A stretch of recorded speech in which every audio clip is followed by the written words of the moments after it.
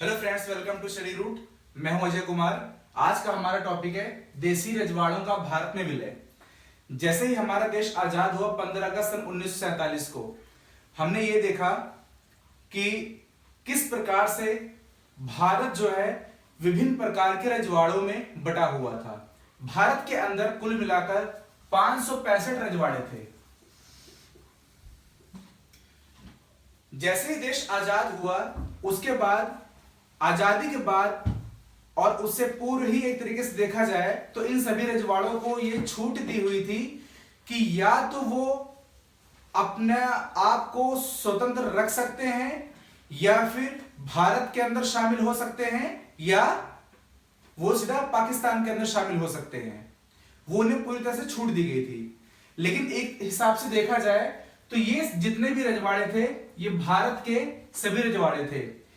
इन रजवाड़ों के अंदर कुल मिलाकर जो 565 में से 561 रजवाड़े थे ये तो भारत के अंदर शामिल हो गए थे। लेकिन 4 रजवाड़े जो थे इनमें से ये ना तो पाकिस्तान में शामिल हो रहे थे और ना ही हिंदुस्तान में शामिल हो रहे थे। इनके अंदर कौन कौन से हैं? जम्मू कश्मीर, मणिपुर, हैदराबाद और जूनागढ़। सबसे पहले यहां पर मैं बताना चाहूंगा कि भारतीय रजवाड़ों का एक सबसे बड़ा एक महत्व क्या होता है कि ये इनका महत्व ये था कि ये सभी, जैसे ब्रिटिश सरकार की पॉलिसी थी डिवाइड एंड रूल, फूट डालो और शासन करो की नीति। ये आजादी की शुरुआत में भी वो पहले था, उससे पूर्व में भी जैसे वो भारत के अंदर आए अपना आधिपत्य कायम किया, उसके बाद से इनकी पॉलिसी लगातार चलती रही। तो डिवाइड एंड रूल पॉलिसी ये जाते जाते एक ऐसा बीज बो के हमारे अंदर गए थे कि यहां पर भारत का और पाकिस्तान का इनके बीच में आपस में युद्ध चलता रहे। तो देखा जाए तो जैसे हम देखते हैं सांप्रदायिक दंगे हुए, इससे पहले वीडियो में हमने किया था। अब इसको हम ये देख रहे हैं कि कैसे डिवाइड एंड रूल पॉलिसी के माध्यम से यहां पर भारत और पाकिस्तान के बीच में एक यहां पर आक्रोश पनपता जा रहा था धीरे धीरे। तो इसी पॉलिसी के मद्देनजर रखते हुए यहां पर सबसे स्वतंत्र भारत के जो प्रथम होम मिनिस्टर थे वो थे आयरन मैन, सरदार वल्लभ भाई पटेल। सरदार वल्लभ भाई पटेल को अब इस चीज का जिम्मा सौंपा गया कि जो जितने रजवाड़े हैं भारत में जो शामिल हो चुके हैं वो तो ठीक है, लेकिन जो रजवाड़े 4 बचते हैं, जम्मू कश्मीर, मणिपुर, हैदराबाद और जूनागढ़,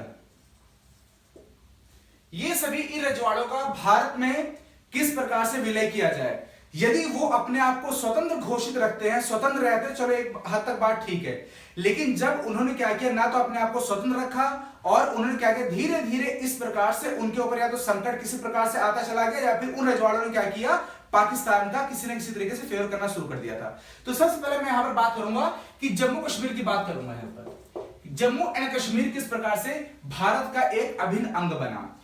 15 अगस्त सन 1947 को जम्मू कश्मीर जो राजा थे, एक यहां पे डोगरा महाराजा थे हरि सिंह, डोगरा महाराजा हरि सिंह। शुरुआती समय में जैसे देश आजाद हुआ तो इनसे ये कहा गया भारत में शामिल होने के लिए, उस समय इन्होंने इस बात की असहमति दिखाई, बोला कि हम इसमें शामिल नहीं होना चाहते हैं। इस बात का फायदा उठाकर बोला कि जम्मू कश्मीर है, ये तो एक तरीके से भारतीय पृष्ठभूमि तो है, लेकिन इनके साथ साथ में क्या है, पाकिस्तान का भी कुछ एरिया के साथ अटैच होता है और वैसे भी एकदम हेवन की एक वैली कही जाती है। ठीक है, जम्मू कश्मीर प्रमुख मुद्दा जो है कश्मीर का ही बना था। तो कश्मीर उसको जो है पूरी तरह से उसकी इच्छा यही थी उसको पाने के लिए। तब पाकिस्तान ने क्या किया कि कबायली घुसपैठियों के एक रूप में वहां पर एक सैन्य हमला करवाया और उसने ये देखा कि किस तरीके से हम इसको अपने कब्जे में ले सकते हैं। तो उस टाइम पर क्या हुआ, भारत के जो भारत सरकार थी, अब उन्होंने ये देखा कि इस तरीके से वो लोग इसका गलत फायदा उठा रहे हैं।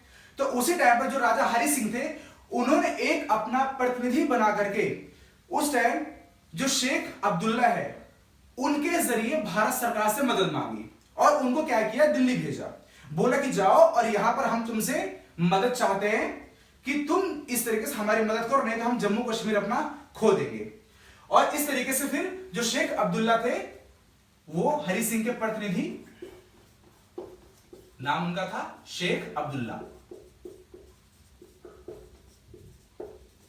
शेख अब्दुल्ला ये हरि सिंह के प्रतिनिधि माने गए। अब उसके बाद क्या हुआ, जैसे फिर क्या हुआ 26 अक्टूबर 1947 को उसी टाइम पर हरि सिंह ने क्या किया, जो राजा हरि सिंह थे 26 अक्टूबर 1947 को राजा हरि सिंह ने क्या किया, एक सहमति पत्र पर हस्ताक्षर कर दिया।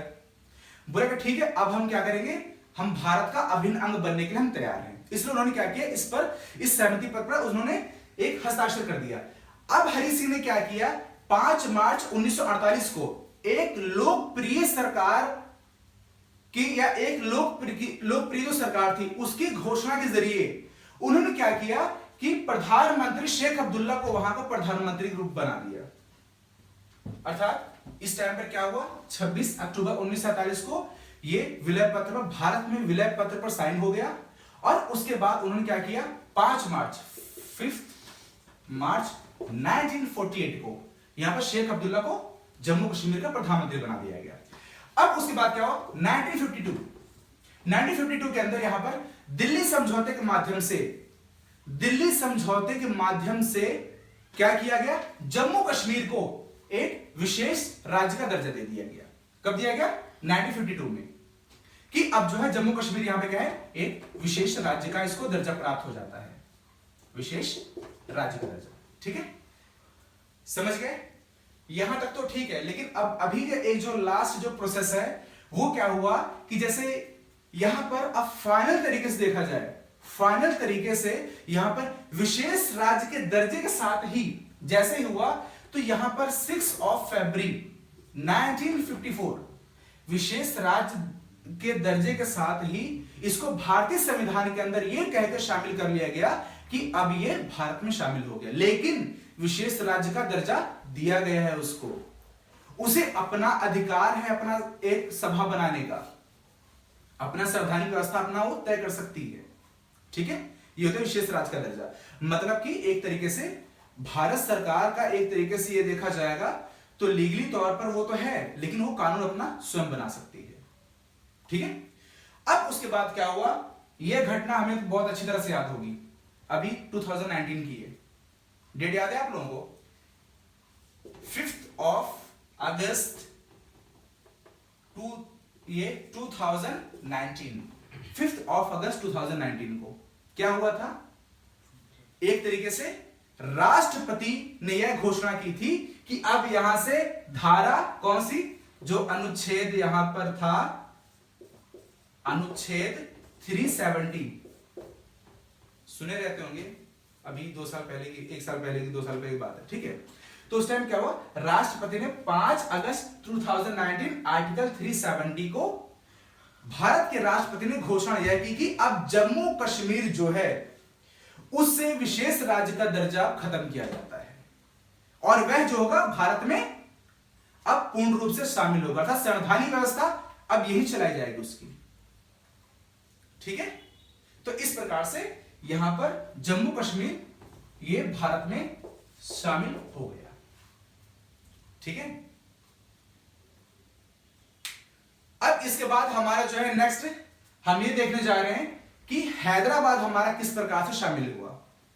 आप देखेंगे हैदराबाद जो दूसरा यहां पर जो विरासत थी वो किस प्रकार से भारत में शामिल हुई। अब हमारा है हैदराबाद का भारत में विलय।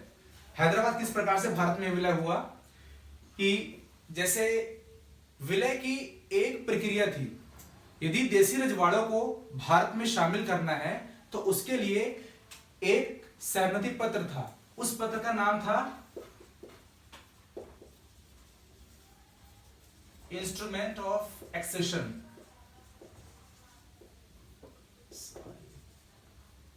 एक्सेशन मतलब कि ये इंस्ट्रूमेंट ऑफ एक्सेशन का मतलब ये था कि जितने रजवाड़े हैं अगर उन्हें भारत में शामिल है तो उन्हें इस पत्र के ऊपर उन्हें साइन करना था कि इससे मंजूरी उन्हें मिल जाती कि हाँ अब आप सब भारत के अंदर शामिल हो चुके हो। तो इसी आधार पर अब अगला हमारा है हैदराबाद भारत में किस प्रकार से विलय हुआ। ये एक तरीके से देखा जाए तो हैदराबाद जो है पूरी तरह से सभी रियासतों में से एक सबसे बड़ी एक समृद्ध रियासत थी। इतनी समृद्धशाली रियासत थी ये कि जो दक्कन के पठार को पूरा कवर करती है। दक्कन का भाग हमारा है ना ये इस तरीके से, यहां हमारे इस तरफ हैदराबाद, ये पूरा जो भाग है दक्कन का, ये पूरा भाग कहलाता है, इस पूरे भाग को कवर करती है हैदराबाद। फिर उसके बाद क्या हुआ कि अधिकतर यहां की आबादी हिंदू थी, पर लेकिन यहां का जो शासक था, उस शासक, वो मुस्लिम एक शासक था, उसका नाम था निजाम मीर उस्मान अली। निजाम मीर उस्मान अली,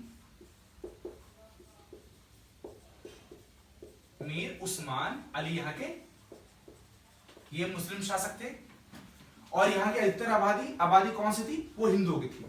अब स्वतंत्रता के बाद क्या हुआ, इन्होंने सेम बाकी रजवाड़ों की तरह इन्होंने वही काम किया कि हम आपके साथ मिलना नहीं चाहते हैं, हम अपना एक अलग ही रखेंगे। अब निजाम मीर उस्मान अली ने क्या किया कि ये देखा कि हिंदू शासक तो है इन्होंने, अब अलग रहते हुए इन्होंने ये काम किया कि यूरोप से इन्होंने बहुत ज्यादा भारी मात्रा में वहां से हथियारों को आयात करना शुरू कर दिया।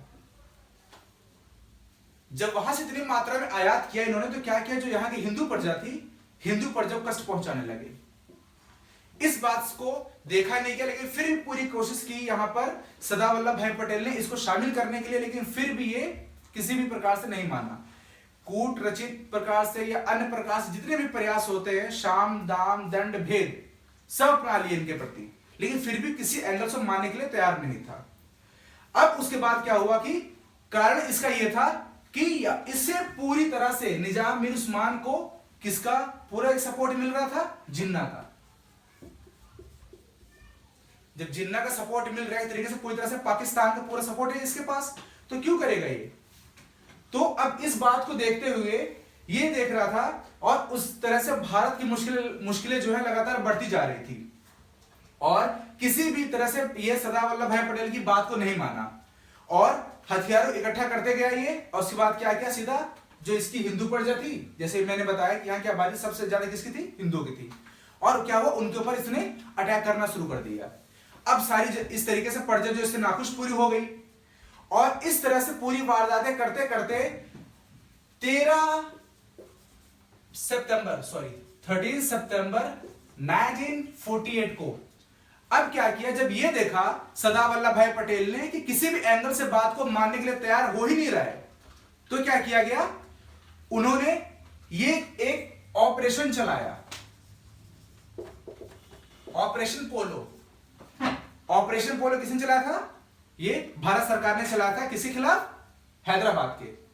और इस आधार पर इसने देखा, सैन्य कार्रवाई की, और सैन्य कार्रवाई करने पर 4 दिन के बाद इसने समर्पण कर दिया। और उसके बाद हैरान होंगे आप लोग, फिर भारत सरकार ने क्या किया उसका, भारत सरकार ने एक सरल तौर पर जब ये देखा, भारत की हमेशा से नीति है, हमने दूसरों को देना सीखा है। जब उसने समर्पण कर दिया निजाम मीर उस्मान ने, यहां के निजाम ने, तब भारत ने क्या किया, समर्पण की भावना को इसको देखते हुए हैदराबाद एक राज्य का इसको गवर्नर बना दिया, पुरस्कृत एक बकायदा सम्मान पूर्वक। तो इस प्रकार से जो इसका जन्म हुआ, पूरी तरह से सम्मिलित हो गया, और हैदराबाद एक भारत के अंदर शामिल हो गया। अगला हमारा जो हम करेंगे वो जूनागढ़ है, किस प्रकार से जूनागढ़ भारत में शामिल हुआ।